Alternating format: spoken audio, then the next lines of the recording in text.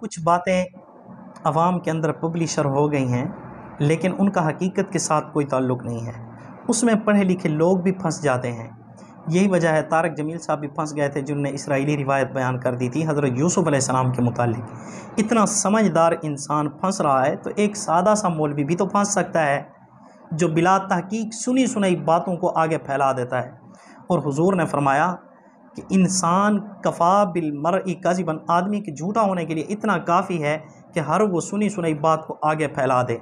तो कुछ उलमाए किराम भी, चूँकि उन्होंने बचपन में सुना होता है, बाद में पढ़ते तो हैं लेकिन तहकीक नहीं करते, तो वो भी आगे बात कर देते हैं, जिसकी वजह से दूसरे उलमाए किराम भी बदनाम होते हैं जब वो हकीकत बयान करते हैं कि इसका हकीकत के साथ कोई ताल्लुक़ नहीं, ये झूठ है।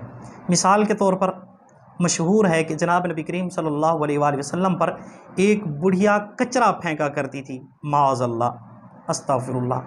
भाई कहाँ अपने घर के ऊपर चढ़कर कचरा फेंका करती थी बुढ़िया, वो भी घर के ऊपर चढ़कर।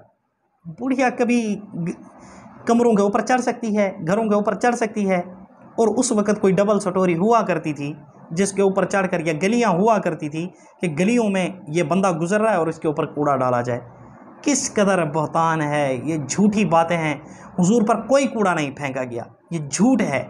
और इसको नादिया अशार के अंदर भी बनाकर पेश किया गया है, अवाम के जज्बात को हासिल करने के लिए और अवाम की क्लिपिंग करवाने के लिए और अवाम की अपने तरफ तवज्जो हासिल करने के लिए हुजूर की भी बेइज्जती कर देते हैं, हुजूर अकरम सल्लल्लाहु अलैहि वसल्लम की भी तौहीन कर देते हैं।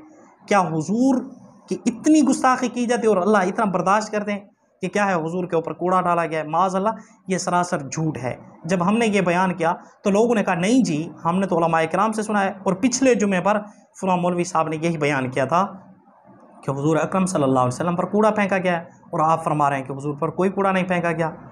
मैंने कहा जी देखें, जितनी भी मोतबर कुतुब हैं, वो अहादीस की हों या तवारीख़ की हों या इसी तरह किसस की हों, किसी कुतुब के अंदर, मोतबर कुतुब के अंदर ये वाक़या नहीं मिलता। लिहाजा ये मन घड़त है जिसका हकीकत के साथ कोई ताल्लुक़ नहीं है, लिहाजा इनको छोड़ दिया जाए।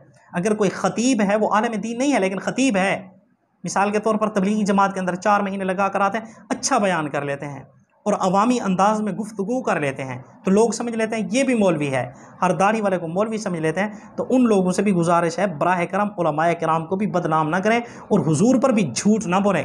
हुजूर ने फरमाया मन काज़िब अलैहि मुतअम्मिदन फल्यतबव्वा मक़अदहु मिनन नार, जिसने जानबूझकर मेरे ऊपर झूठ बोला वो अपना ठिकाना जहन्नम में बना ले। ये ना हो कि आपके अंदर जज्बा हो इस्लाह उम्मत का और आप उम्मत को गुमराही की तरफ धकेल रहे हों और हुजूर की तौहीन कर रहे हों, हुजूर पर झूठ बोलकर अपना ठिकाना जहन्नम में बना रहे हों। तो इसलिए बराह करम हुजूर अकरम सल्लल्लाहु अलैहि वसल्लम पर कोई कूड़ा नहीं फेंका गया था, लिहाजा आप इन रिवायात को बयान करना छोड़ दें।